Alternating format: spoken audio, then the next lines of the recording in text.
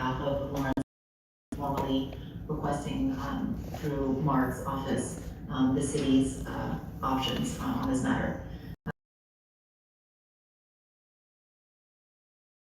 This property, this asset at Florence, probably in the past 3 months of discussion.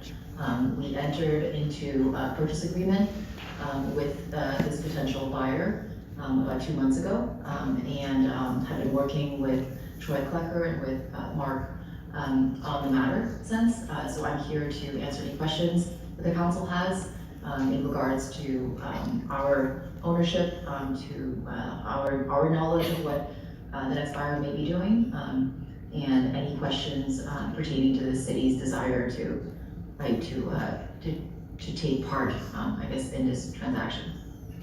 So I'll pause there, Mark, unless there's something very specific you think I can describe to the council members. Could you tell the council generally what you have an understanding of what the purchaser of the building has in mind? Sure. So when our family purchased the building in 2021, it was vacant. It continues to be non-occupied today. The best and highest use we consider the past few years to be a group home or an office alternatively. This particular buyer is interested in pursuing housing for their employees under the state's H-2A program. So I believe that when the permits will be applied and referred back to the city planning and building department, it will be for group housing for this employer who operates a nursing home, a plant nursery, a business in Owatonna. So that is the intended use. It's one that I believe Hannah Lee has been working with city planning and with Troy for years on, and we were not able to complete the change of use on. So here is a potential next owner who has a more specific business plan that is suitable for the building. Do the members of the council here have questions from Ms. Lee? That was the question I was going to answer. Any others? I think we're up to date. So this is on the agenda for tonight to vote on if we want the first right of refusal on it, Mark, is that correct? A right of first offer. Oh, right of first offer. And the resolution that I prepared is one that would indicate that we were declining the first offer. And if the council changes its mind, for the council that I'd have to change the resolution. So in any event, Troy, do you have anything you want to add to this? No, we've had discussions on this property with the Lee Foundation on getting a use. It's been a group home previously. It's sort of situated and designed for that type of use. And so having people living there has been what the use has been for many years. And so we did do a zoning on it to make it compatible a while ago when it was under the foundation, and so this is a suitable position, and they want to do any modifications or such, and all that will run through our planning, zoning, and building inspection. Here is to do plan review on it to make sure everything is compliant.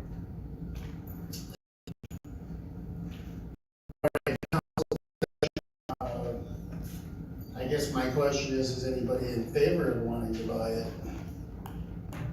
I have not heard anything from anyone that they were interested. Go ahead, Dan. I had approached administration while purchasing this building, just to make the West Hills campus whole. I know there's a bunch of folks out there in our audience that are really concerned about the West Hills campus, keeping it as a campus. Here's an opportunity to bring that building and that property back into the campus.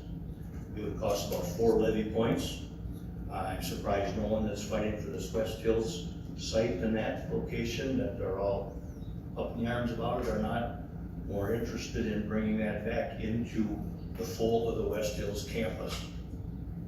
Maybe that's on the poor side of town, and the building we're talking about is on the rich side of town, I don't know. But where is the uproar, if you will? Where's the drive to make our campus whole? Apparently, it's a little bit selective.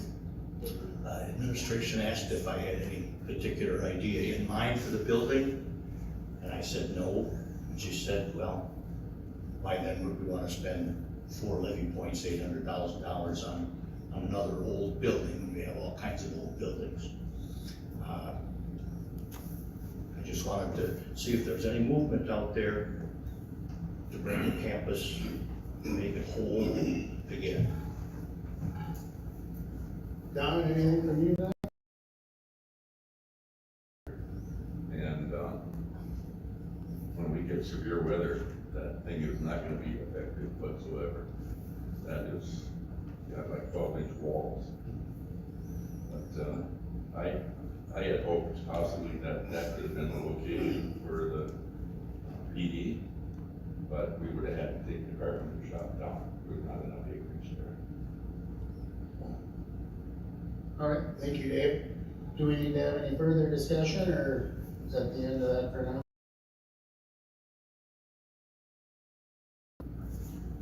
Thank you for all of your time. And the matter will be taken up, we have the council meeting. Okay, our next See you item, then. is Rainbowatana, and we're gonna go to Chief Mundale for that.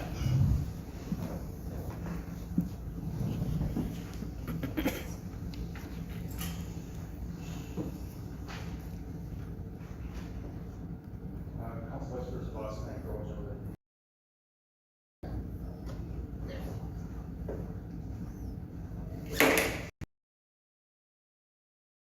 From Rainbowatana, Allison, Sue, introduce themselves. They'll be joining me in tonight's presentation and here to help answer any questions you may have. Priscilla Larson, Secretary and Community Outreach Director for Rainbowatana. Alex Eckert, Treasurer for Rainbowatana. All right, Mayor and Council, the reason why I wanted to call this meeting, or at least have this study session, is to discuss the event permit for Rainbowatana that you can actually see tonight in the consent agenda. It comes with, deserves a little bit of attention based on last year's event. And so by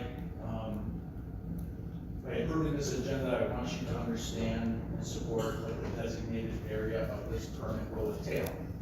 And that's what law enforcement is going to need to help clarify a response and to help support our operations for this year's event. So I'm just going to give you a little bit of a brief summary of the event. It's going to occur on Saturday, July 11th. The setup is at 12 to 2. The event will occur from 2 to 7 p.m. and the takedown will be from 7 to 8. It'll occur on a Saturday in Central Park.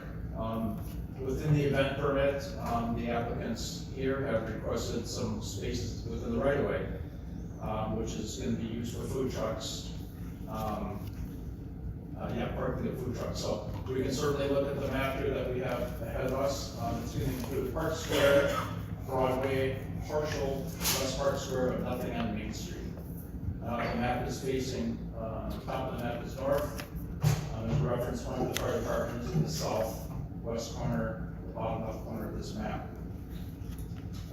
Within the application, they're also requesting sound amplification devices, which is required, an ordinance that is required by permit, that before they use that sound amplification devices, they need to be issued a permit. That is part of this application. No alcohol will be served. The facilities that are going to be requested is the band shelter, which is going to include the pad in front of the band shelter. The sidewalks that are going north to south, east and west through Central Park, that is also going to be part of the designated area. The perimeter sidewalks around the park are not to be part of the designated area. They will be open, free open to public use. And then as it relates to our ordinance, we don't have exclusive use of the park, so this park remains open to anybody that wants to come through. However, the designated area that is highlighted with the green line around Central Park is what we're recommending to be the designated area for this event. And that is based on the number of applicants or the number of people that are expected to attend, in addition to the number of vendors that are stationed on those orange boxes, reddish boxes in the permit. So I believe there's about 51 boxes, and about 42, according to Lucille, about 42 have registered to occupy those spaces. So the event is pretty much going to fill up this whole park. Over the course of the last, I'd say, 9 months, we've met multiple times with Rainbow Atana to discuss this approach and to come up with this best design or the best use of this park that they're requesting. So part of this here is really essentially law enforcement's plan in addition to the use of the park. As you can see, in the bottom left-hand corner, that's going to be what we're going to designate as a free speech zone. In my opinion, it serves as an area within the park because the park is open to the public, but it's also within sight and sound of the activities occurring. So in the event somebody wants to protest the event, that will be the designated area for them to go. I would like to call your attention to some ordinances that are going to be governing this event. And this is some things that just went into effect July 1, 2025. I would like to read that verbatim, just so council has the benefit of hearing what this all means. So under ordinance 93.030, event permits for the use of a designated park area, the following ordinance says, a designated area means the specific area, shelter, pavilion, trail, green space, or other facility for which the event permit is issued. The event permit does not give exclusive use of the park or the permittee, but does grant the permittee the rights to use a designated area during the time for which the event permit is issued. The park is still open to the public. Notice of the event permit shall be posted at the park entrance or other conspicuous location in the designated area. The permittee must have the event permit in their possession as evidence of the right to use the designated area. I'd like to turn to page 3. The approval of the permit. The city council may issue a permit for the use of the designated area of the park and park facilities if the event is, number 1, consistent with the public use and enjoyment of the park. Number 2, does not endanger persons using the park or park property. Number 3, is not a nuisance as prohibited under 93.029 noise in public parks, or 95.05 public nuisances, public park nuisances prohibited, except as permitted by the city. And finally, number 3, interference.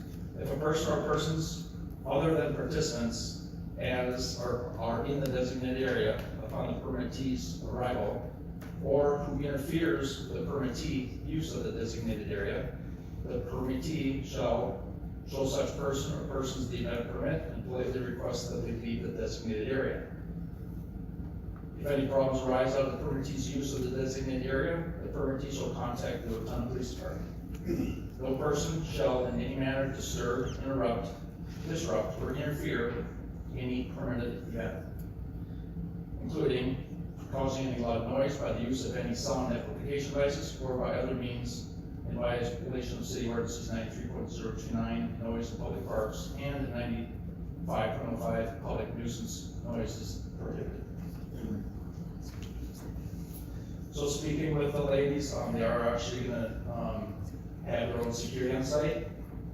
In addition, the event will be staffed by my staff at the Owatonna Police Department. Do you have any questions, discussion, questions for the ladies? Mr. Bogie? In the alternate protest zone, there's no amplification of sound involved in that area, okay? but there is amplification of sound from the band shell, right? Now last year, you had your own security there, which was not much. Hardly a new security you've got coming in, Yes, sir. okay? And how many of our police officers, I know in your application you asked to have police officers on site all the time the event was running. How many police officers are we talking about? The whole shift there, or? Well, Mr. Wilkie, it's not required for the permit. However, we decided that we are going to be staffing the event, we're going to be on site. So it's not necessarily required like it is for a street dance, but at our discretion, we are going to be assigning staff to the event. Okay, and are those on-shift people, or are we paying overtime for these folks that are gonna be there? It will be an overtime impact. I don't want to dedicate staff that are on duty because they have the whole city to cover for emergency calls. We need to dedicate staff for this, so it will be a callback requiring overtime. And is that overtime expense pushed back on the taxpayers, or is this something that the event people take care of? The taxpayers are paying for this. Okay, and I'm not certain, like last year, it got to be a real fiasco, and certainly an ugly scene. Okay, absolutely.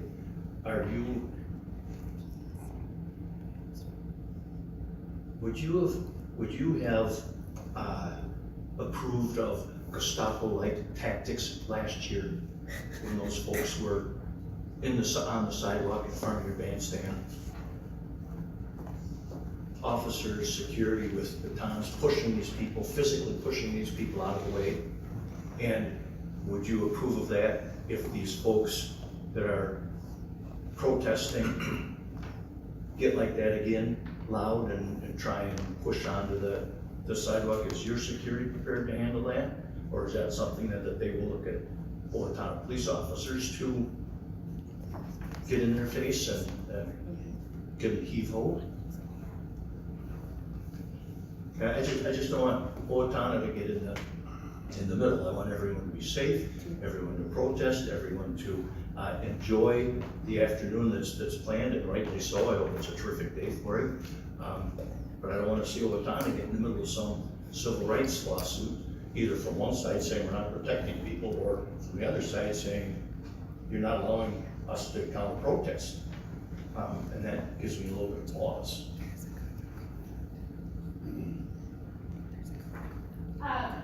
Yeah, I totally understand that, Mr. Wilkie. We have, at some of those meetings that Chief Mondale mentioned, we have also met with the city attorney and the city prosecutor to determine what would be appropriate. Using this designated use area and the free speech zone would allow us to essentially tell any protesters that, you are not allowed to interfere with this. It clarifies things for us, which was not in place last year. So if they are in front of the stage, for example, they are asked to leave. If they do not leave, then it becomes the police department's decision per the designated use ordinance. It would be police department as opposed to your security. Right. Who's gonna be the bad guy? Well, we worked with security last year. I would probably say we weren't impressed with the response. Sounds like a new outfit is coming in this year. We have not met them yet, but that'll be part of our planning to coordinate with them to see what their level of engagement is going to be. So we get to see what that looks like. Just to add on to some of the comments here is, like Alex had mentioned here, we have this ordinance in place now. And that's why we need to know what is the designated area for this event. This is what the police department has been pushing for. This whole time is for us to define that designated area. That's why we are here explaining that to you. So when you approve this permit tonight on consent, you're giving law enforcement the authority that this is the area designed to be event permit. And then in addition to that, the interference clause under the 93.030 paragraph of the interference. This is gonna give us the tools that I feel like we need to keep this event safe. Do I believe that there could be conflict? There could be. That's the bottom line. Yep. Everybody's safe. And have we heard any of the winds blowing? Are these hurricanes gonna show up again? Do we know? I think it's safe to anticipate that they will. What we also know about the group that has joined us in the past several years is they are not interested in physical conflict, and they do typically follow directions. So policing these events. Meanwhile, at the same time, we have to balance the interests of the people who wish to protest. So we find ourselves in the middle, and you have to be able to interpret these rules and regulations on the spot. I feel like this interference clause that went into action here July 1 last year, is the tools that the city has established that will help us support our work. Chief, just a question. I know you got highlighted exactly where the protest zone is. Are they allowed to walk the sidewalks around the perimeter? Yes, sir. Okay, so they don't have to stay in that area. And if they interfere with people trying to get to the food vendors, because that's not within that area. Correct, they're outside, so it's gonna take some discretion and some law enforcement, observation to decide what that looks like. So, they will have to come armed with additional, understandings of other city ordinances and how to enforce that if they're going to interfere and interfere with those people, using their food trucks. But yes, they're technically outside the perimeter of that designated area, so the rules kind of change. So we have to explain that to, our planning group with Rainbow Watana, so they understand that, and the sidewalk is free passage. Where I feel like we can restrict, activity is through, the east and west sidewalks, north and south sidewalks, because it still allows use of the public sidewalks on the outside. Now, once again, anybody can use those sidewalks, it's what kind of conduct or activity, behaviors you're gonna display yourself through that area, that's what we're gonna have to need to monitor. Okay. But, as you heard in the ordinance, there are some steps that the applicants and the permittee need to take some additional steps before law enforcement just comes in and gets involved. So, and again, I know we have the enforcement, an ordinance regarding noise amplification. And that's based on decibels, is that correct? Or could someone have a loudspeaker, but it doesn't reach a certain decibel level? Or is it just? Number one, any amplified music needs to be permitted.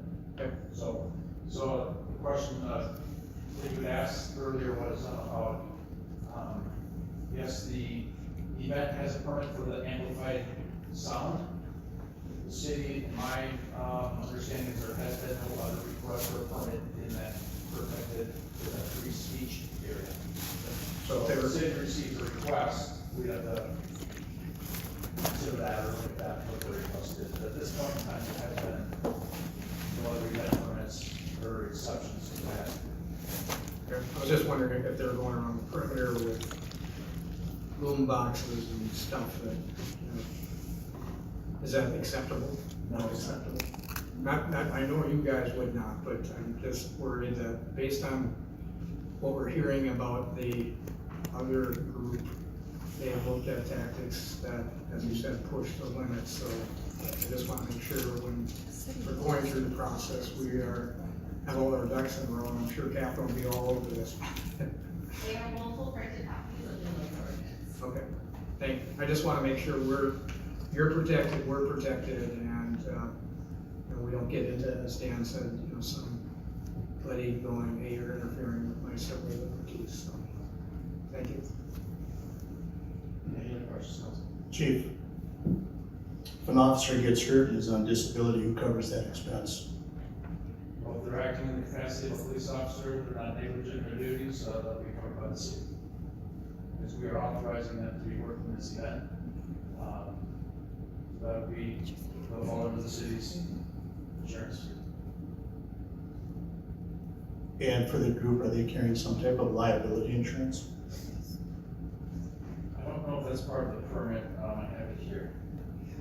Again, that's why we're having this conversation, so that you're fully aware what the permit involves.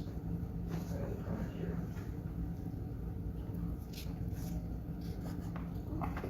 Maybe that's in this wall, right? Okay. You know if you had. Yeah, requests? so, do carry, liability insurance. How much? I don't know off the top of my head, but I can find that information for you. What does, Ms. Tuma, do you know when there's a street dance, is it $1 million that they have to have? What is the liability coverage typically on an event? For liability, is it $2 million that we asked for, Generally, that's $2 million. $2 million. I'll look at that. And this would fall under that as well, correct? If it's, if we required, I don't know that we require, liability insurance for this event. Unless the permit asks for it. I didn't see it there. Just doing Depending on what kind of. Without it, we're putting the city at high risk, correct? So are Thursdays. Greater risk. Mr. Walrat? Well, if the participants, who have the permit, are not the cause of the harm, they would be subject to liability harm. The protesters, if they caused the harm, one could, if a police officer received workers' compensation in the event of his injury, the compensation carrier would have a right of subrogation over against the person who caused the harm. So, if one of their group shoves a protester, he has a concussion, we're on the hook?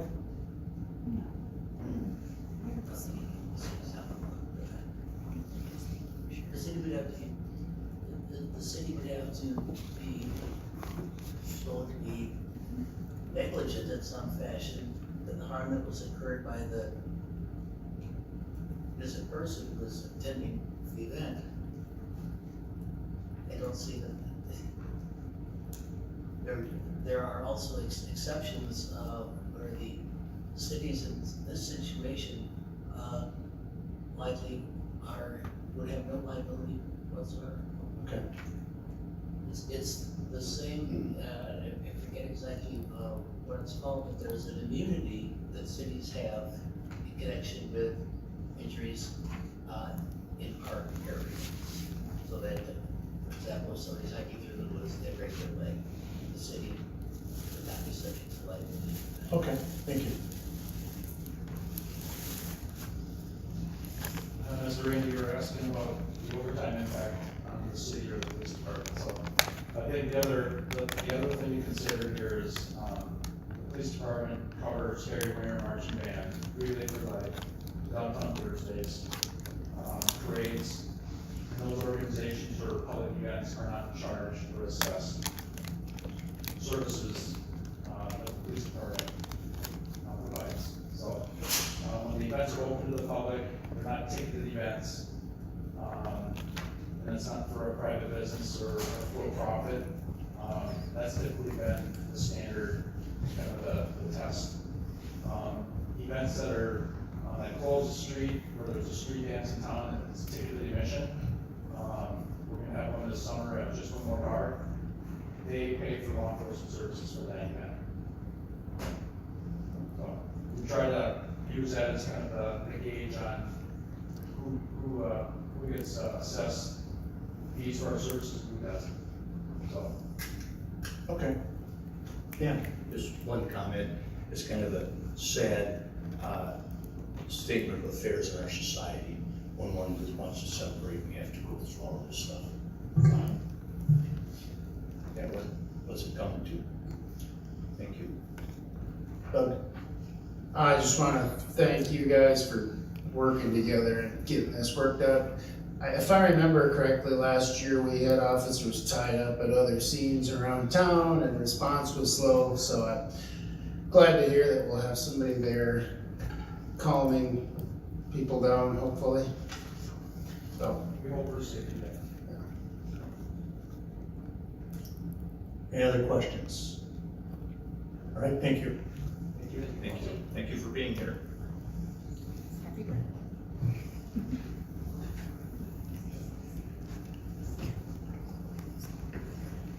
We will now move to the park dedication. Greg Kirschke, good evening. Yeah, if somebody could go to the click share, please, that'd be great. Do you need? There we go.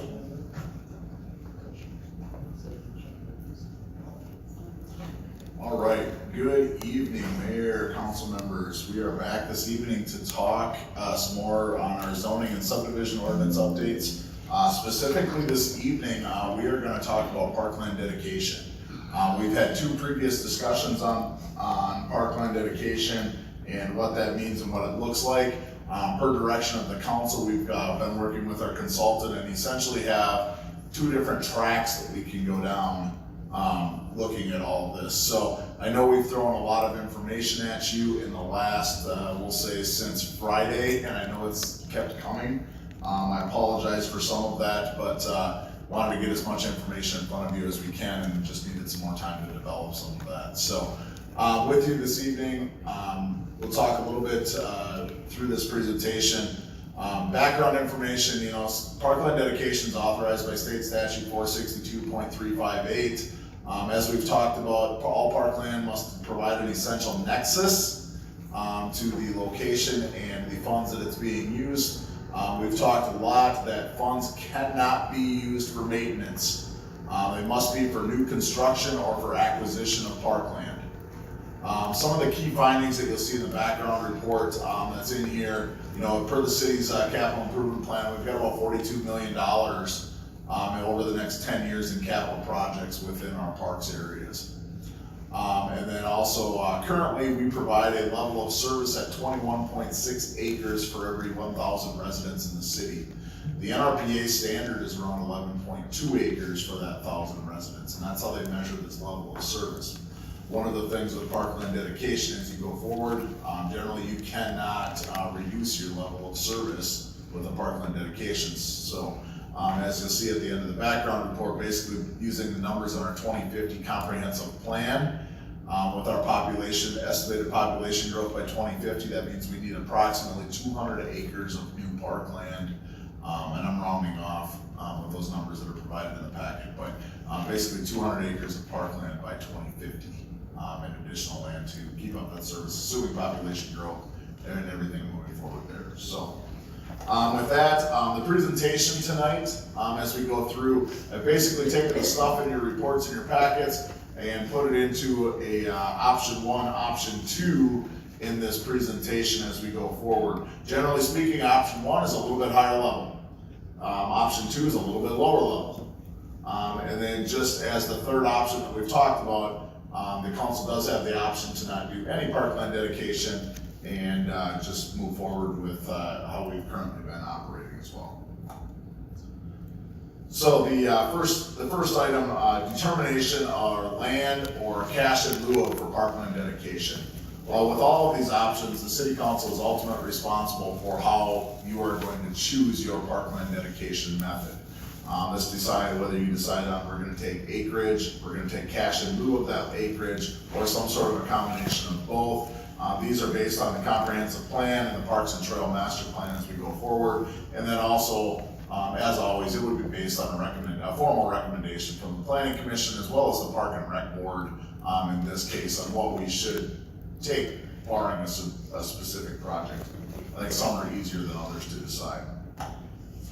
Parkland dedication, when is it required? And so with the two options, option 1, with every plat that comes forward, we're going to take it on every replat subdivision within the city from we'll say January 1st moving forward. We would track this through GIS to know which properties have or have not dedicated towards the parkland dedication of the city, and eventually, theoretically, you would get to 100% as dedicated moving forward. So that's something that would be tracked and moved forward with. Option 2 is a little bit lighter option. We would still do it with every replat or subdivision. However, we would take out the minor subdivisions. If I decided I was going to sell 20 feet of my lot to Troy and we needed to go ahead and replat our properties together, this would take out those minor conveyances of land to adjacent neighbors.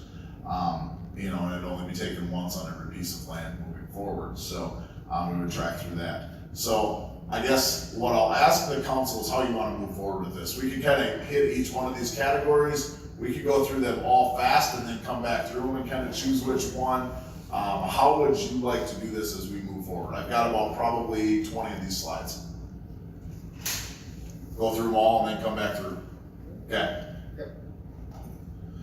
Second requirement is land suitability requirement.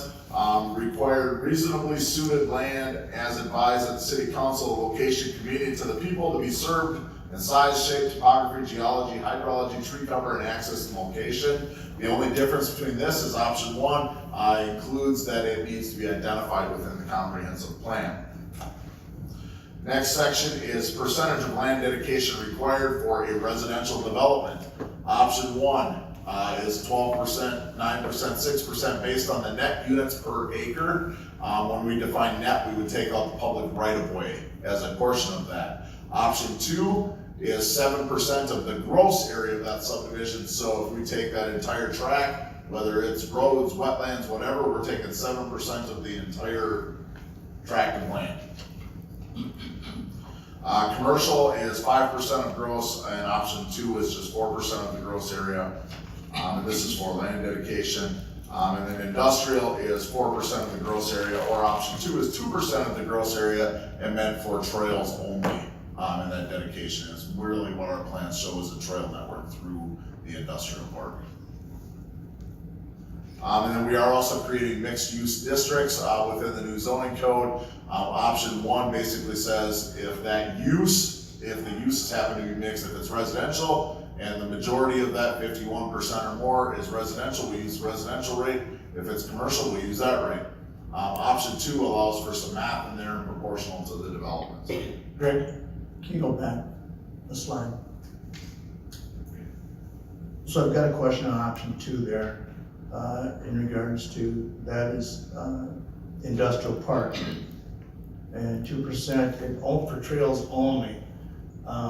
We do have, in Mr. Burbank's ward, we do have a park that potentially there could be additional properties acquired for that, and under option two, that would not be applicable, correct? Correct, because it's not industrial zone land. It would have to be, this is only for industrial zone land. So Costco minimize their climate by design, those projects within our industrial areas. If it were in the residential area, then it would be residential, so it would fall under the residential subject. Okay, so if it's the gaming park that's there would still be covered with the residential. Yep, that would not. Yep, it's zoned residentially, Not that whole area, so it would fall under the residential. Okay, okay. The residential math. Okay. Portion of that. Leaves us up to access. Option one states that parkland shall have a minimum of 50 feet of street frontage, and trails shall have a minimum of 20 feet where it connects to a street or sidewalk. Option two is no requirements. As you can see, when I do have an opinion, I've strongly stated that I do not recommend option two. We should be able to get to it. However, you know, it would be a little flexible in option one. If it was connecting and adding onto an existing park that had that street frontage elsewhere, then that certainly makes sense, and I think we count that street frontage there. Not every piece has to have its own street frontage. Option trail construction. Option one, as we said, is the higher level. Basically, option one looks at a trail as part of the necessary infrastructure, similar to water, sewer, city streets, sidewalks. A trail is part of that and would require that to be constructed by the developer, and that's considered basic infrastructure. It would be required to be constructed to the full city specs, and then in addition to that, they would still have to grant their full parkland dedication. Option two is a little bit lighter, as we've talked about, and there they would still be required to construct the trail, however, they would receive a credit for that. The consultant put in a credit for up to 25% of their parkland dedication fee. That could be 50%, it could be 80%, it could be whatever number the council feels if there's a credit that's deserved in that option, if that's the route you choose to go. As far as grading and other conditions, option one, land's fully graded, all rocks over 4 inches have been removed unless they're being used in the landscape area. Minimum of 4 inches of topsoil have been installed, as well as surface stabilized, planted with vegetation. And then option 2 really just lays back on those standards and says it's graded per the approved plan, and we're gonna turn it over to the city in suitable conditions. One's a little stricter, laid out a little harder, one's a little bit more flexible. Doug Boss. Can you go back and run the slide? So they can do their own trail is required to be constructed by the developer and considered basic infrastructure. Does it need to be hooked into the trail system? I mean, I know we got a couple of companies out in the industrial park that have nice trails around their own building, so they can walk at break time or something. Yeah, this would be a public trail system, and I would say in order to do this, if if somebody came in there and we had this parkland dedication requirement, that facility would need to be built, and it would be built through their property. It may not connect on both sides to somewhere else. It's not always, not everything happens sequentially. So that we may end up with some pieces in the middle that get tied into later on. So we could make them build a trail to nowhere, basically. Correct. It'd be per our trail master plan. It'd be per our trail master plan. Put it Eventually, in. those other links come in, and that's where theoretically the cash in lieu of comes in. People that aren't right there with that trail going through them would be contributing to build those other links coming through. Okay, thank you. Great. Oh, Brent, sorry. Question, no, one more. Forward, one more. Right there. So is this saying that the parkland we give would be all graded, or what happens in situations where we have development that has a wooded area that has some slopes and stuff that we want to have that area be dedicated for parkland, because we have other uses for mountain biking trails or something like that, but I think this is telling me that any parkland being dedicated has to be fully graded. I don't think we want that in every single park dedication that we receive. I think we want to preserve the natural areas as woods for other types of recreation, not just graded green space, but recreation and wooded areas. Yeah, option 1, it definitely would have to be, I agree with you, Brian. It would have to be softened up a little bit to allow for those natural areas coming in there. Option 2 is a little bit more per the approved plan and what we do with. It's a matter of how specific. Really, we want to get in those standards to be able to take them before they're deeded to us.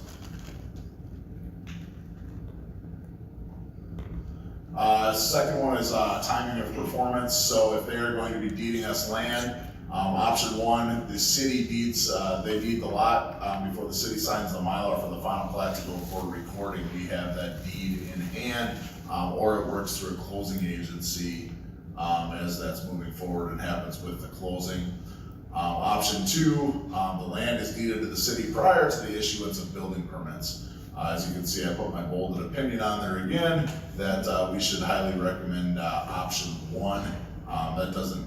Option 2 just leads us to chasing coming through. So option 1 is deeded at the time, there's no questions about it. We cover the performance and the grading. Whatever needs to be done and improved, that's covered within the development agreement, very similar to all of the public improvements. The next few slides here get into the cash in lieu of the land fee. So you can see option 1, this is residential land.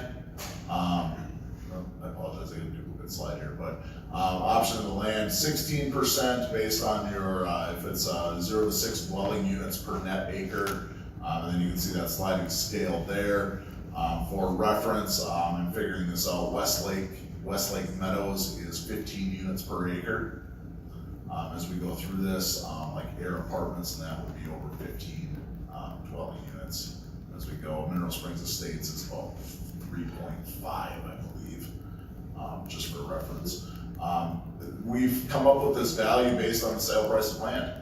And so if you're selling the land, that's obviously the price, and that's what the market value is. So if I'm selling my land for $1 million, we would use that per acre price, come down and do the math to get to where we get there. Second, we would use estimated land market value from the Steele County assessor, if that's available. And the final option would be an appraisal paid for by the developer, if there was some sort of disagreement or anything with that, with the value.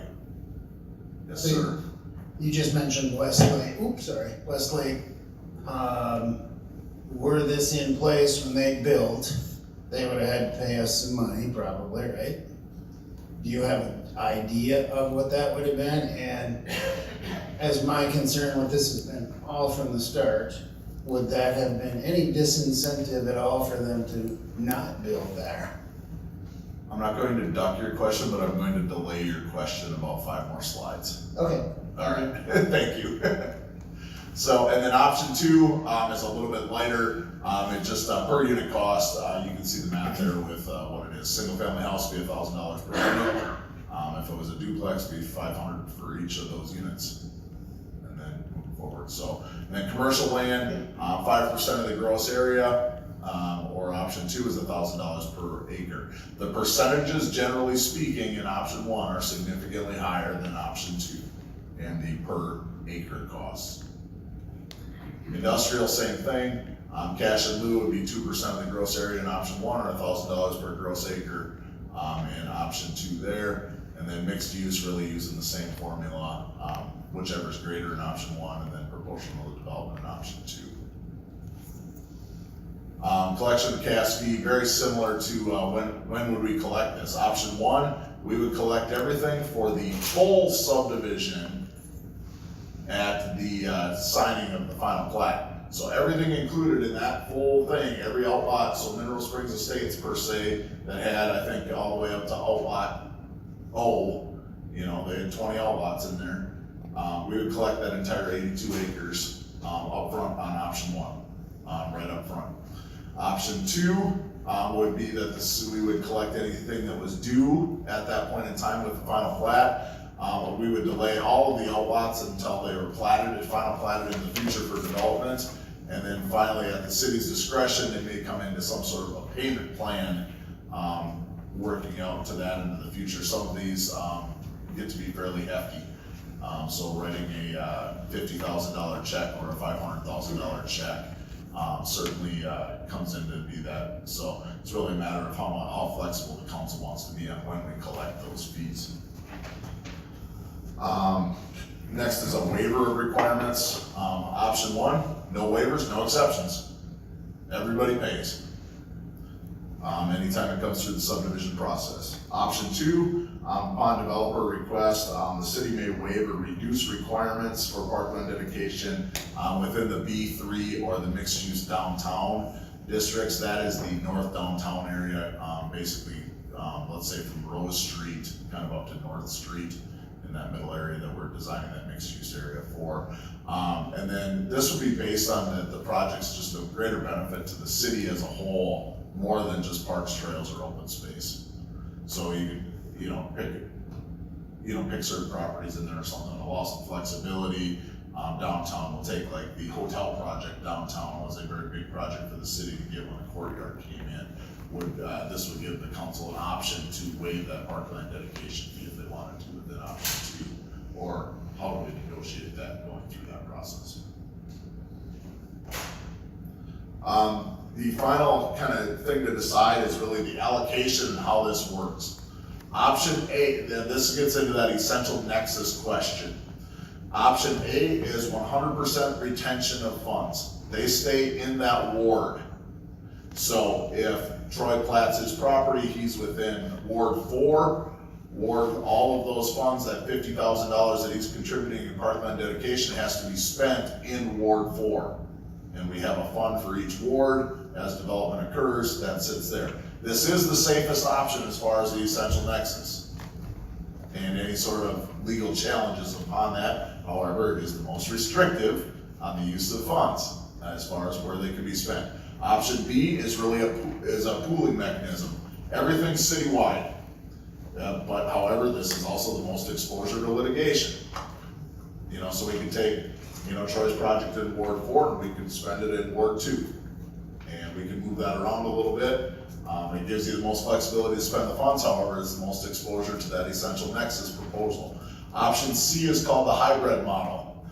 Generally speaking, most communities that do this generally put 20 to 40% into the general pool, of those for community-wide or larger park facilities, trails, things like that, because you don't always use the park in your specific ward, you use some that are citywide. But then the remaining of those dollars would be spent in that ward, so that, 60 to 80%, based on that math there, would still remain in Ward 4. I would take 20 or 40% of that, move it out into a general pot that could be used for anything. That is the best balance of a legal exposure and flexibility to fund these expenditures. The final slide I have, this is a parkland dedication using option 1 and option 2 back to 2021. You can see the 26-1 is the option 1 there, and then I've got some numbers as they go through. Is some in green, some in orange as they're backlighted in. As you go through, option 1 is roughly $833,000. Option 2 is roughly $257,000, and then I've also got a ward breakdown beneath there. I will say there are some heavy qualifiers in here that I do want to qualify. One, the high school was built in 2021. You can see those numbers are shy of $100,000 of parkland dedication. And so the city would have had to decide, I'm sure the school district would have been asking for some sort of a work with us, facility use shared agreement, something like that over that $100,000 in reality. The other one is Westlake Meadows, as Councilor Voss was asking. By option 1, their fee was $313,000. Option 2 was $82,000 or $83,000. We do have a park identified in that area. It would have been roughly 2.4 acres of land dedication for them. My guess is that we would have pushed them to redesign their site and use that 2.4 acres of land dedication to start to design that park out in that area instead of waiting into the future if this case was there. Now with that, they built a bunch of private parkland and private use in their development, but that isn't public. So it is a little bit of a difference. You can see some of these numbers as they come through here based on projects. Marthaler Honda by option 1 was $80,000. Option 2 was about $4,200. And then some of them we talked about the difference of conveying land to a neighbor. We've got this Brzezinski Hole edition, which transferred about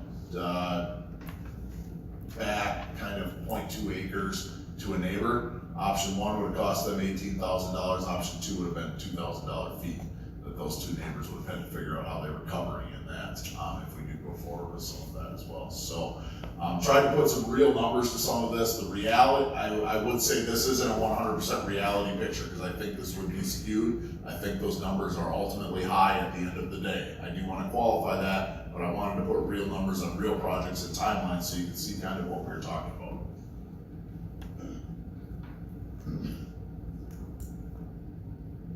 So that I can take questions and we can go back through and go option 1, option 2 through the whole thing. Just one question. In your opinion, would any of these option 1s been a deal breaker for any of this construction going back to 21?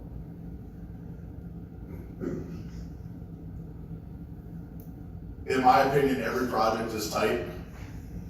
So probably there would have had to have been a way to do it. Otherwise, they wouldn't have been in front of the council asking for redevelopment TIF, generally speaking. All projects seemingly have gotten tight over the years. So whether or not it would have went forward or not, that's a great question. I keep sliding by it. But it would end up, having to figure things out again. How are we going to put that $50,000 or $100,000 fee into the project to still make it go? What's the, does it happen or does it not? That's not a question we can necessarily answer. You take, we did a redevelopment TIF on Air Apartments. Their fee was $4,900, option 1, $22,000, option 2. Does it happen or not? Pearl Courtyard, that was a type project as well. So it's tough to say. They're not. It becomes part of the negotiation, because a lot of these projects did involve some city participation, and that'll just be part of the conversation is, okay, well, we've got, this fee here, so, or parkland So it just makes the negotiations, a little more difficult, because a lot of these were tight. A lot of these projects, did require some assistance through TIF or other means, to happen. And so these fees are just gonna be part of that conversation. So where I struggle with that is they have no problem asking for tax increment financing. But then a parkland dedication, oh, no. Can't have it both ways. I realize they're tough, but, that's for them to move the pencil. Correct? Well, whether we have the fees or not, these projects are marginal.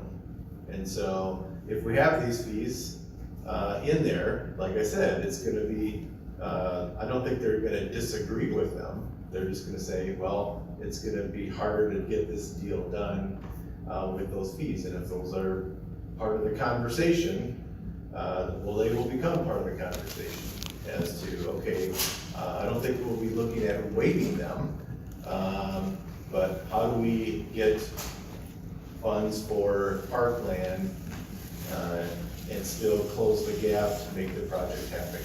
Like I said, it's just gonna make them a little bit more difficult, in figuring out how, to make all the numbers work.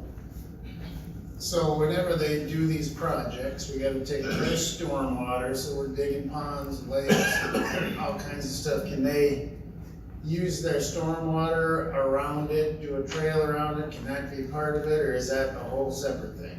We would not allow these stormwater facilities to be part of their parkland dedication. You know, if it was gonna be a large enough facility that we were going to maintain in the future, I guess it could be part of it, but that would be in addition to that. We wouldn't wanna use up those acres, for usable parkland that's meant for that, for their stormwater.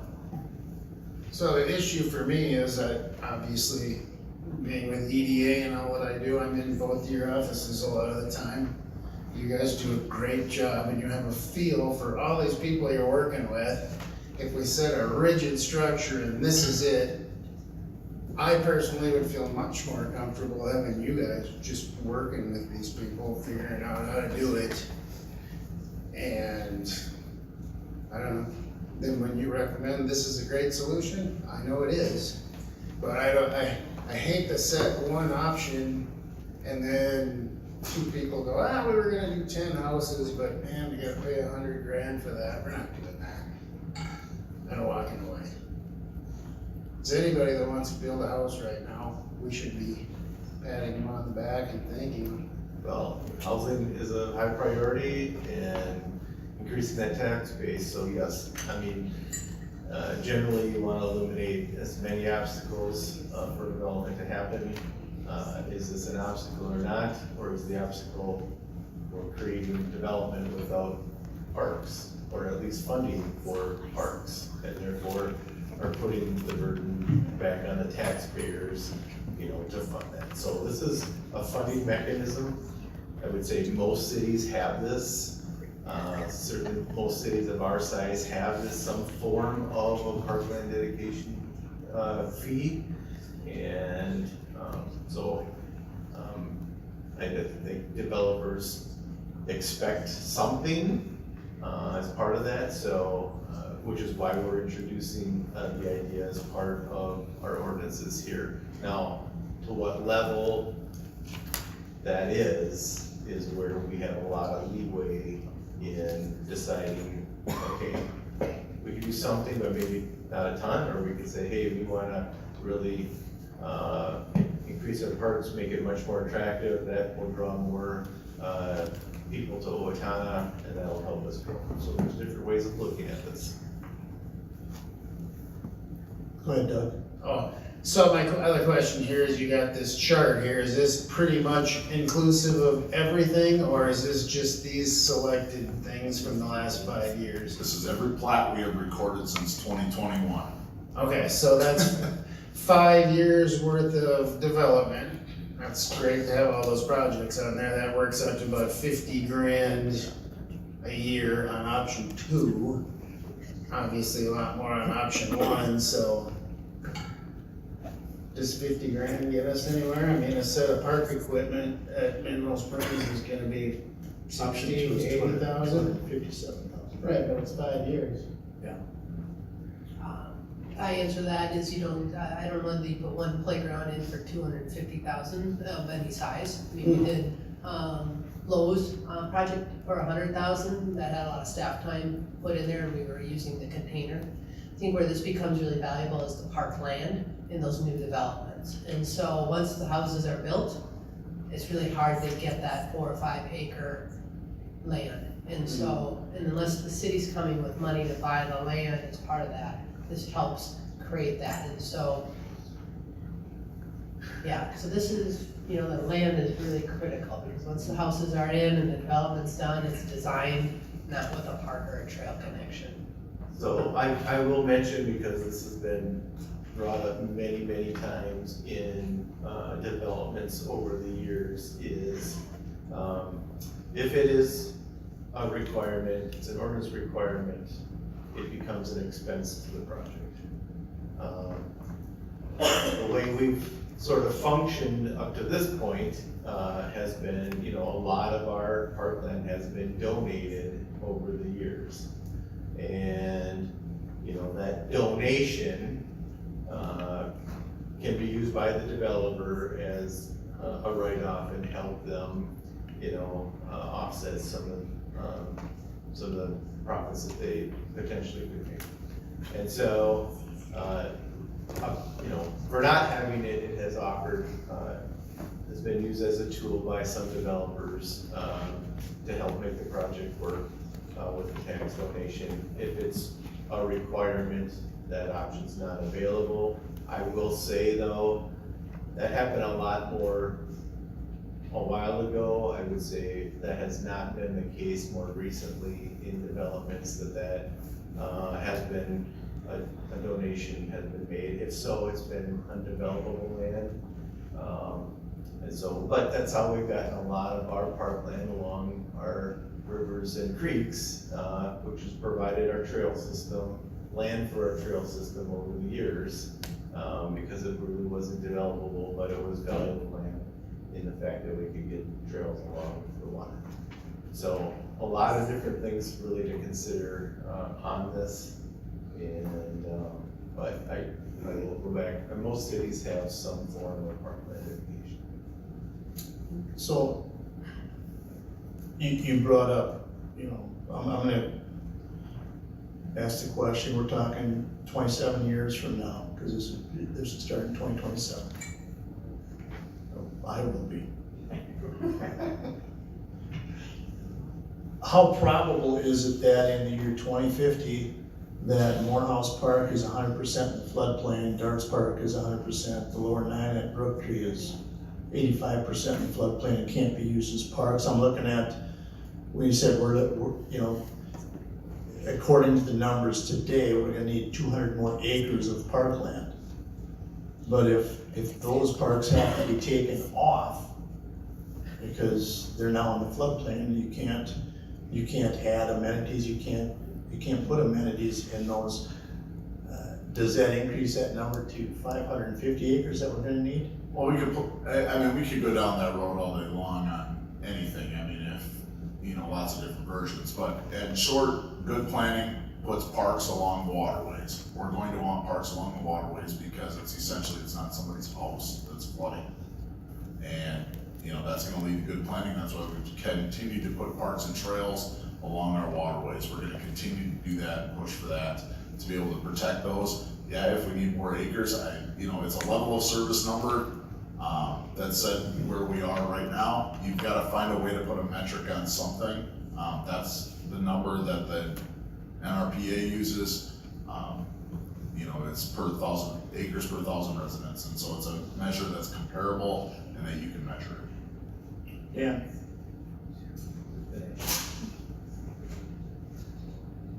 Go ahead, Don. 3 questions. 3 questions? You said. Okay, no, I was number 3. I would agree with Doug, if we wanna try and minimize, you know, the impact and cost on developers. Having said that, I think if we can push to shove, I would like to see a hybrid option 2, where on the accessibility, taking out number 2 and putting in number 1, where you had said no, staff would recommend it. I think from a timing standpoint, if we go with an option 2, I would like to, as you said, number 1 instead of number 2. And then as far as allocation, I would like to see option C. Having said that, looking at your options, I see my ward hits the bottom of the pool as far as dollars. So that's why I think option C would be something that, again, push come to shove, if we had to do that. I would like to see a blended option 2 with those changes. Yeah, the option 1 and the option 2 on all of these slides are fairly independent of each other. It was really pick right, pick left. And as we go through all of this, that's really where we need to get. So if we are going to write an ordinance, we can draft it using these numbers. And frankly, any of those numbers or percentages, we'd come with something. Any of these numbers, percentages, dollar amounts, any of that could change. It's really trying to get a couple methodologies in front of you, how we want to do it. Here's some real life numbers, and go from there. I just see that Dave always gets the money anyways. And I think at $833,000 a year, I agree with Troy, we're probably hamstringing some of these projects, and we want the projects to happen. On the other hand, 257, is that enough to make a sustainable difference? Yeah, and I don't think the intention would be that the Parkland dedication fee would fund all new park. Correct. It would be a chunk of money that would help But at a move some quarter of that stuff along. At $250,000 in 5 years. That's gonna require a lot of assistance from the city come budget time. Cause 257, that's for the whole city. And when you break that out by ward, not much money there. And as we grow, as I'd like to have some money there to be able to react when new neighborhoods are built and they're looking for a park. But like I said, I think option 1 is a little bit too aggressive. Option 2 is maybe not aggressive enough. Doug? I just want to end up with something that doesn't constrain you two at all. Because you're doing it, you're in the middle of it, you have a great feel for what you do. I don't want a rule to eliminate something that you guys can work through with a developer. Well, what I will say is, if there's a Parkland dedication fee, then that's the ordinance, and the write-offs cannot happen with any project then, because it's a requirement versus anything over the top. So it's, as we move forward, it's either a requirement or it's not. Well, and I will say, if there's land donations that exceed what our ordinance is, that could be a write-off. Yeah, I agree. If there's dedicated land donation, absolutely. Nate? I tend to prefer incentives to requirements. Land development is a tough game. From what I know of it already, I have pretty serious concerns about this dissuading developers over further than we already have. We do not have a lot of developers developing on large scale development. This is just one more thing. I worry this is just gonna be one more thing. Death by 1,000 cuts. We have this requirement, that requirement. I'm a little bit concerned about it. And the rationale that, well, if they don't pay it, it gets pushed on the taxpayer. It's our community. If we want it, we should pay for it. I don't know why we think a developer should have to cover the costs. We all want it, we want it public, we all want to utilize it and enjoy it, but we don't want to pay for it. I disagree with that. So I have some pretty serious reservations about it. I like the donations, I like that being optional, and I don't like the idea that we're gonna set up a program and then we're gonna have to make special accommodations to get around it, further complicating the whole process. Okay. Don? I just have one more question. and Greg, you had sent us some information on parks, and there's 33 parks. If we're going forward with parks, are they gonna be neighborhood parks? Because I'm assuming a neighborhood park may not have all the amenities that, a community park does. Is that just open land that kids can play in, or? Because I see we have 1 regional park, 5 community parks, 1 community athletic complex, 5 neighborhood parks. I won't go through the list, but 4 mini parks, which I would like to get rid of. I don't see people utilize it, but, I mean, what are we talking about when we're talking about those types of parks? All right, so as we look, this is a map from our comprehensive plan. This is included in your background report. As you can see, these yellow circles were what was identified in the 2050 comprehensive plan as community parks, neighborhood parks, and so these were essentially the way we were put into circles as general search areas moving forward. I will say that this plan did consider Mineral Springs Estates as essentially constructed as that parkland there, because that was already approved in PUDs. So with that being said, we've got a neighborhood park, we've got a more regional park up in this area here, we've got a community park northeast, we've got a neighborhood park kind of over Rose Street East area, and then we've got a large community park as well as including a neighborhood park in this area. So this one down here was meant to be 100+ acres, substantial size. I believe our community parks are developed as 10 to 20 acres, and I think our neighborhood parks are 5 to 10 acres is what our comp plan defines those as. And so anything that's not on this map, now we also have trail systems shown on this map as well. If it's not on here, it is not being considered as a park. So just because, we use Troy's land as an example when he came in earlier, just because he's got a corner of his lot that he wants to give me, doesn't mean the city's going to accept that. We are gonna say, we don't have a park identified in your area, we're gonna take cash in lieu of the land dedication, we're gonna use that to fund other facilities.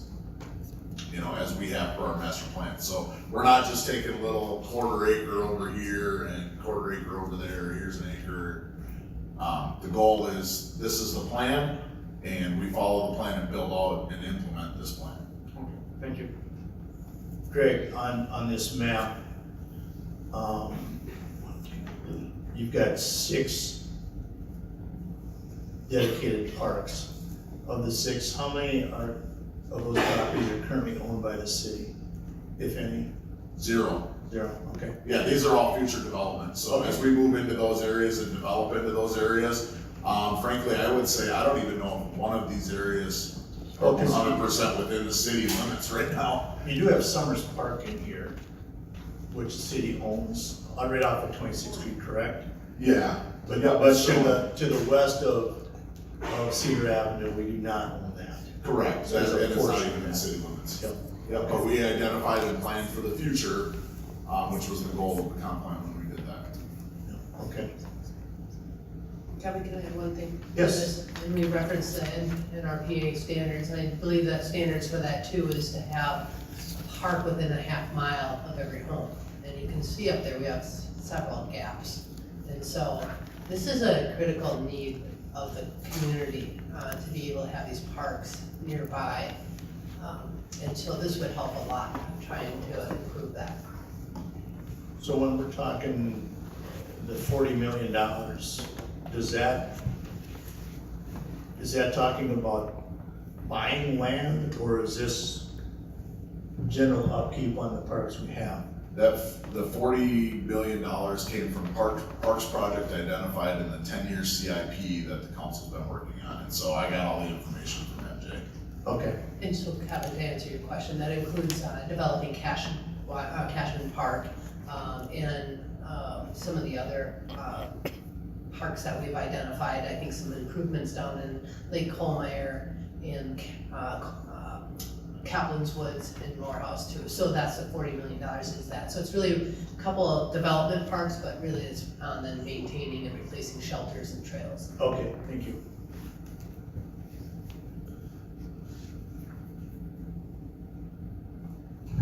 what's next steps? What do you need from us, Greg? Well, we've got roughly 10 minutes till the next item on the agenda. What I need is direction. This honestly is a policy decision by the council on where we're going to go with this.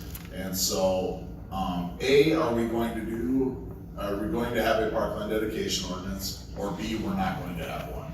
And then second, if it is option A and we are gonna do a parkland dedication ordinance, what is it going to be? And that's where those options that we have laid out kind of, to move forward. So frankly, I need an answer, of where the council really wants to go with this.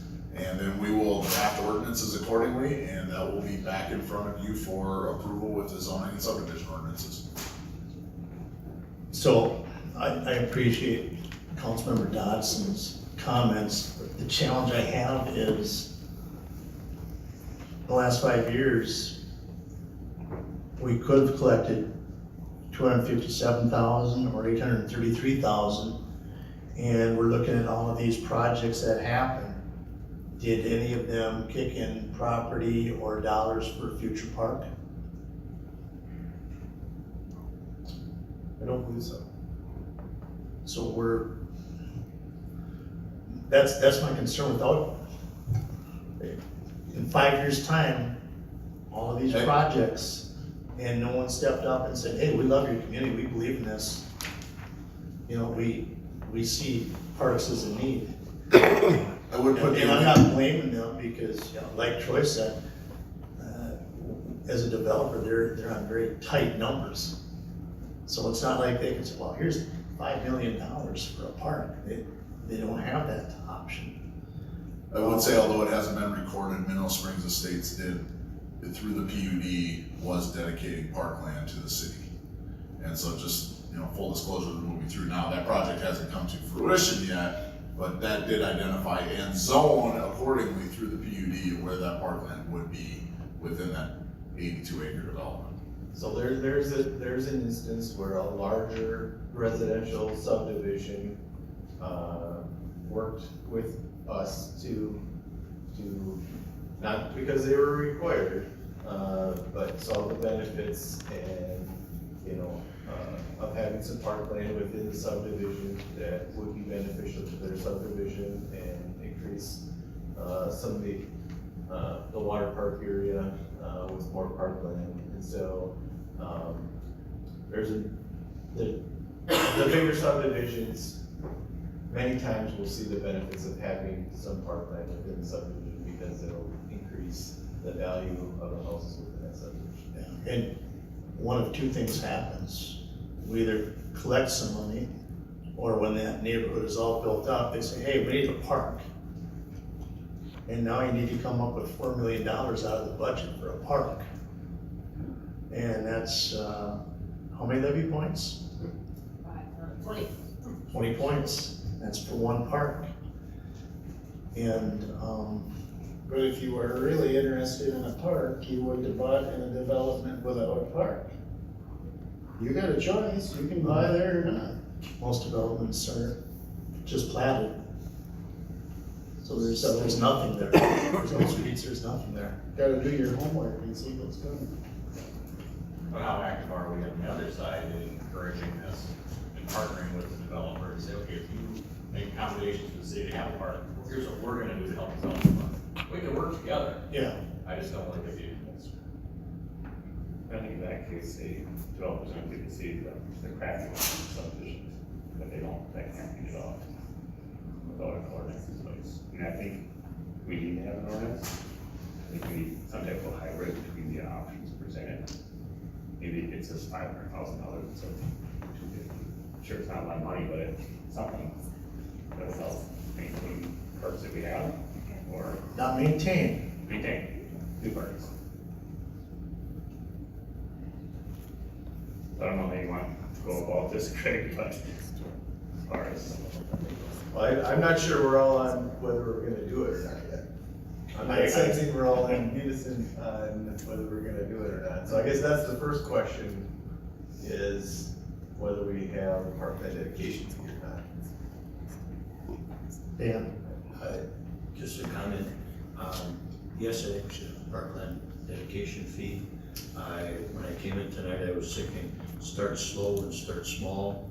But on the other hand, I think if we make an ordinance, we can repeal an ordinance, we can change an ordinance. Now I'm of the opinion that Owatonna has enough to offer that we're struggling to attract development, just like every other community is.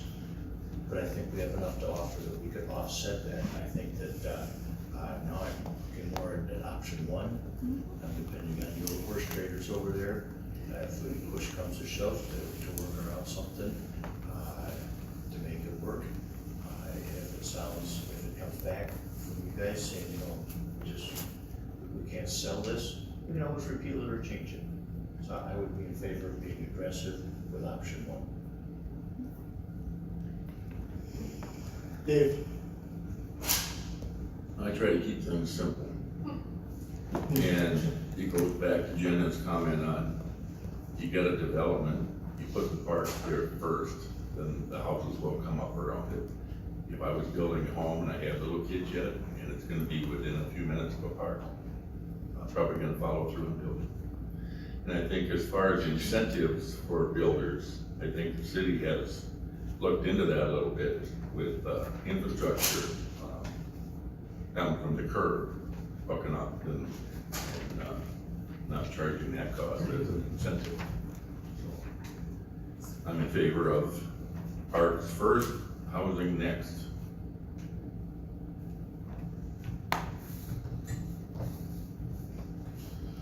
So if I, go ahead, Don.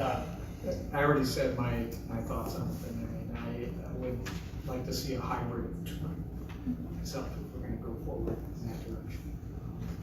So if I go ahead and summarize this, I think the majority are in favor of going forward with the parkland dedication fee. You would like me to put something together that, let's say roughly doubles option 2 to make it closer to $500,000. And using some of those, my high recommendations as we went through here, and dragging those in, and that's kind of our ordinance. For the record, I would say I would not vote for that at this point. I guess there's some comparables you can show of what other cities are using or what their levels are? Yeah, we provided those in our last 2 meetings. I don't have them with me today. Maybe that can get resent out too, to give kind of an idea of what your proposal option 1 and 2 is, and compare it to what the other communities are at. And just another comment, I guess, Greg, my personal opinion would be on the low end, and we can always change and go up. And the folks comment on the other end, on the reverse side. Because I don't see, tons of developers beating their way to our door to develop, and Brian, I think you had said it, they're kind of expecting it anyways. But I don't wanna stifle potential growth. So again, I would look at more on the left end. So, that's my comments. Up to Greg. hybrid. Sorry. Greg, could you, and I agree, I'm looking for option 3, something in between those. I'm just curious if you or your staff could put together at that 450 to 550 mark, what impact that would have had in the last 5 years of those developments. Is that something that we could get in the future? No, we can do anything. Do you want to start? It'd be easier than parkland dedication. Give us some more money, that's what we want. Yeah, I mean, we can put together anything and put the numbers together. What we'll do is we'll come up with a proposal that's a little bit more than option 2, and come through there to try and hit kind of what I've heard is the majority here dancing through. I will have, here's the proposal, and we will get you something bullet pointed out, and it's not gonna be this week, but maybe next week. And So we got a couple more minutes here. Dan? Again, I'd like to reiterate that option 1, even if we would double option 2 to $500,000, that's $100,000 awarded 5 years. That ain't spit. I mean, that's nothing compared to what and it's just gonna continue going. if we're gonna get after something, let's get after something. If it doesn't work out, we made a mistake and we're losing development, then we can scramble and repeal or reduce. But let's get after it. And then to do that is like nothing. Because developers already kind of expect, what are you gonna require for this? So as I could show comparisons, the one question I would have, so if I sell Troy my 20 feet and we have to go through and replat that, are we taking a parkland dedication charge on that? I would say no. Yeah. Not on a replat.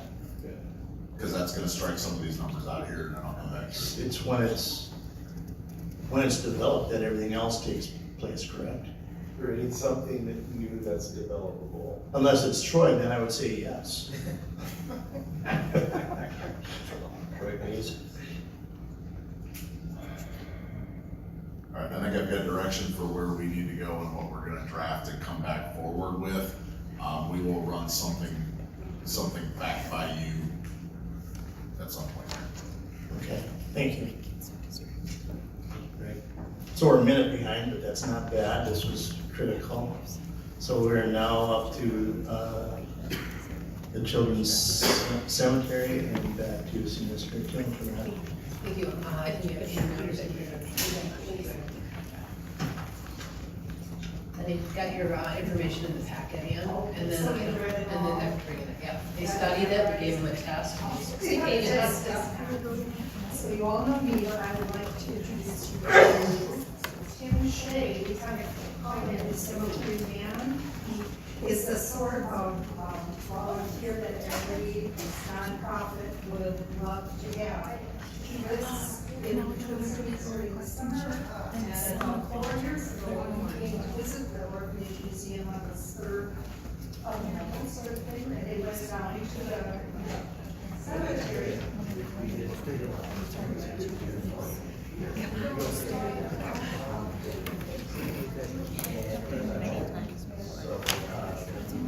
Can you speak in the microphone, please?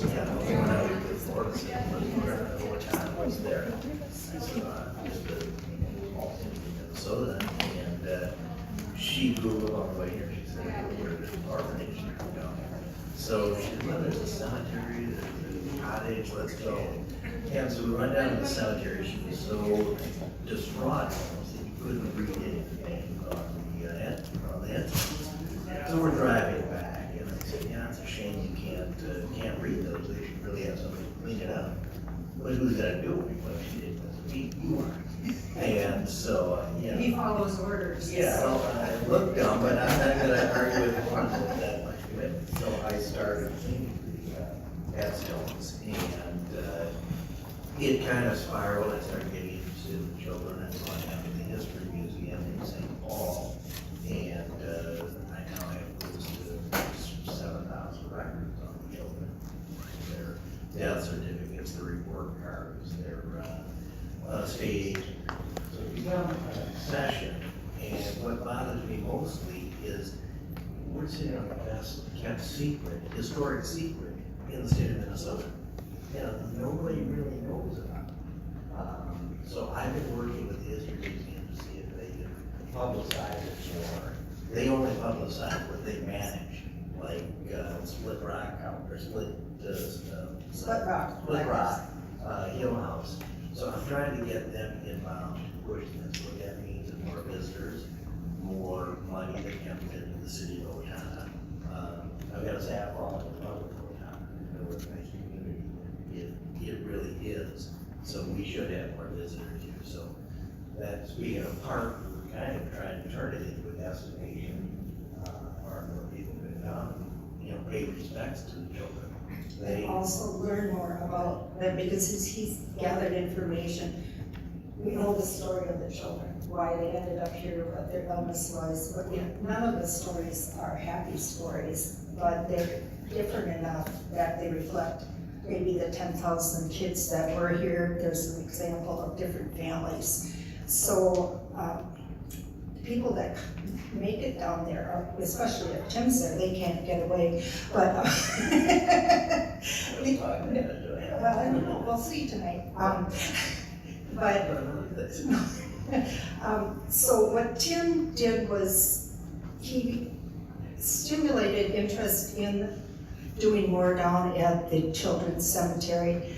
And as the years went on, you're in your fourth year, I believe. Last year, we lost all the remaining trees that were down in the cemetery because of the Emerald-Ash War. Some of them were just dead. So it's, I think if Jason could go forward a couple slides, you can see, there's Tim, and you can see the work that he did, that the stones that are clean are much easier to read, and he was very diligent in doing the right way that they do that at Arlington Cemetery. So go forward one more, please. So that was last summer after the trees came down. There's been some grass added, but it's very stark now. That's when we started talking about it would be nice to get some shade trees back up there, different ways that we can encourage people to come visit the children's cemetery. We're talking about including QR codes that would tell some of the stories of the kids that people can listen to. So what this evolved into was, well, what do we need to do that? And we made a presentation to the Owatonna Foundation on their May deadline, and they came back with a $10,000 grant that would allow for infrastructure to bring water down to the children's cemetery, which if we plant trees and a small garden, we're going to need that. We need that for some people who bring their plants for watering. Right now, Tim, I think you brought all your water with you when you were doing gallons of water. So we're foreseeing by the middle of September that all of our little projects will be done. I think we go one more slide ahead, one more. See, back up please. Can you see how much it's deteriorated in the 33 years? So we're talking about, there's different means of fixing that masonry, that it will look decent again. People come and put little toys down at the children's cemetery too, but that definitely needs to be cleaned up. And then if you go to the next one, Jackson.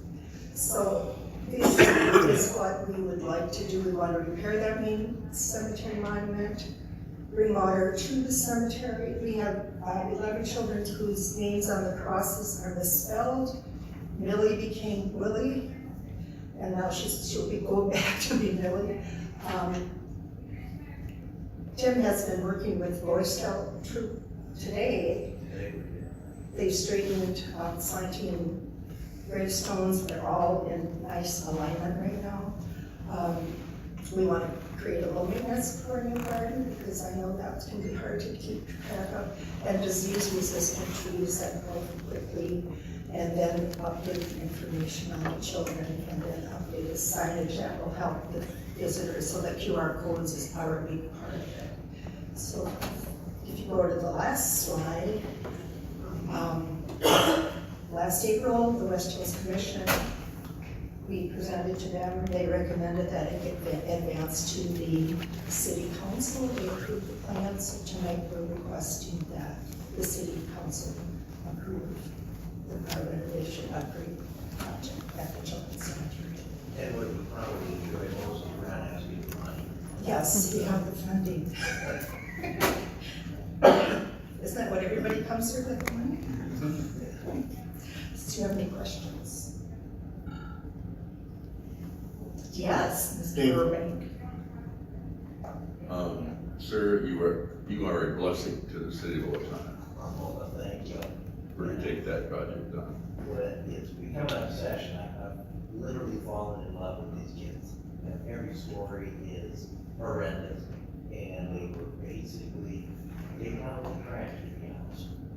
They had no life before. Our mission is kind of to tell their story and get them some recognition, after the fact, but still recognition. There's a phrase that I've heard many times. A person dies twice, once physically, and then the last time that your name is spoken by someone. So we've had little resurrections down there at the cemetery because we've become familiar with a lot of the children.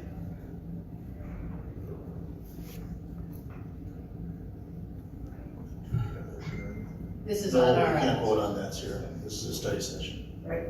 So, just so the council knows, this is in your packet for consent for tonight to move forward, to authorize to move forward with the work and accept the grants. So any reservations from the city side?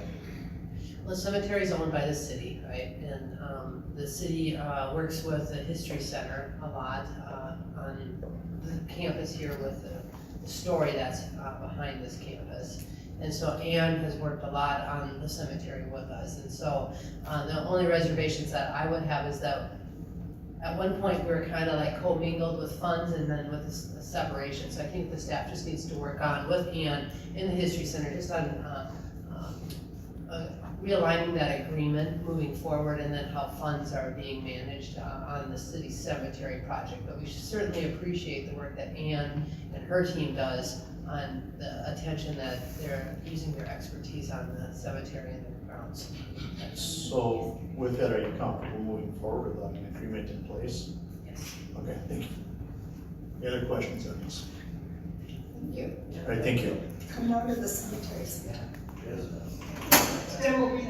So we have a few minutes here. Any updates on boards and commissions? I just have maybe a comment if that's okay. The water park is closed, but I wanted to make mention that Jesse and Danny had done a great job with our lifeguards. They were down at Darts Park today, spreading wood chips in the park. And I stopped and talked to them. That wasn't their first choice of what they wanted to do, but they were doing a great job. One of the kids gave me a little bit of a hard time, said, "Oh, this is my second choice." I said, "Don't BS me." But they were doing a great job. I mean, they did. Darts Park looks fabulous. Mineral Springs, they also got to that, so I'm assuming they will go around taking care of it. So I think it's a really neat deal that Park and Rec is working together and utilizing resources that we have to maximize the return that we're getting. So they're really good kids. They were wearing their lifeguard stuff, so it was really cool. Well said. All right, we will, oh, Dan. Could you speak to the two pools that we have and accurately talk about the issues that we've got that are something to move down so that the public knows what's looking at each other? Sure, I'll do it pretty quickly. The outdoor pool has a break underground, under the concrete somewhere.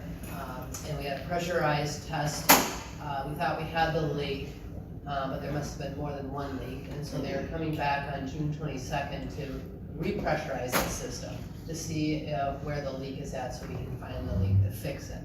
We're hoping that we'll keep them so we can figure out if there's more than one leak again. Unfortunately, there's not a lot of people that do the pressurizing in their busy time of year for them. So the slowness on responding has been that we can't get the company back to get it done. Not because they don't care, it's just that they're so busy for them. So we're hoping to get that back. It takes about a week after we get the fix, get that thing filled and then balanced chemical-wise to be able to do it. So the staff is chomping at the bit too. That is our outdoor park, our indoor water park here on West Hills. I believe it's the oldest pool we have in the state of Minnesota, over 100 and some years old, another one. And with that one, we are working, do you have an update on that one, Commissioner Hemmer? There are two different versions of corrections that we can do. We are going to go with a lower cost fix. Our intention is to move forward with that later this summer, so hopefully it's ready to go in the fall. That one is another Band-Aid, and so it is fingers crossed that it'll hold us for some time. The larger is multi-thousands of dollars to try to fix it, and again, it's a very, very old pool, oldest one in the state of Minnesota. So trying to do a minimal, see if we can get some more traction out of it, but it is at the end of its life. Another comment, to paraphrase Doug Boss, an outdoor pool in the state of Minnesota, geez, what could go wrong? with freezing and thawing and the corrosion of the connections. And I believe we've already fixed 2 or 3 leaks in River Springs already. Now there's a 4th one, it's like a radiator pressure at the weak point just started popping over.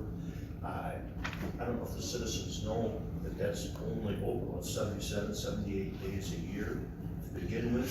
It's out to the pool, and it'd be interesting to have some feedback from the public, because we're already looking at about $1.5 million worth of upcoming maintenance on the pool.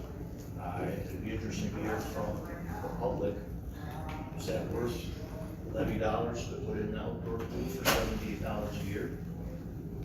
Well, I realize we got the pool funded by individual donors, but it takes a lot of dough to maintain that. The admissions that we get basically cover operations for the year, but the admissions do not add anything to future maintenance needs. That's kind of just the way they all run. So it sure be nice to hear from the constituents. Is it worth putting the money in, or should we just walk away from it? Should we sell it to a private vendor? Maybe they could make it go with it and take care of all the maintenance that's coming I up. don't think you're doing a very good job selling it, Dan. I don't think you're gonna find a buyer. Dan says sell. You don't have to sell. Someone wants to invest in it, it can happen. All right, we will adjourn until 7 o'clock. Thank you.